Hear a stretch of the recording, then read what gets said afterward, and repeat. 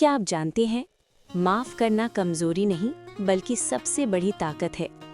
कभी किसी ने आपको इतना तोड़ा हो कि दिल बदला लेना चाहे, लेकिन याद रखिए, रसूलुल्लाह सल्लल्लाहु अलैहि वसल्लम ने सिखाया, जो माफ़ कर देता है अल्लाह उसके दर्जे और ऊंचे कर देता है।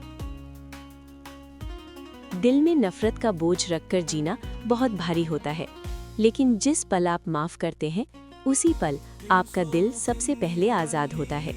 ये सिर्फ अच्छी आदत नहीं, ये दिलों को जोड़ने वाली नबी सल्लल्लाहु अलैहि वसल्लम की प्यारी सुन्नत है। आज एक नाम याद कीजिए जिससे दिल दुखा है और सिर्फ अल्लाह के लिए उसे माफ़ कर दीजिए। अगर आप इस सुन्नत पर अमल करेंगे, कमेंट में लिखिए इंशाअल्लाह। लाइक करें अगर दिल को सुकून मिला, शेयर करें ताकि किसी और का दिल हल्का हो, सब्सक्राइब करें ताकि हर दिन ईमान ताज़ा होता रहे।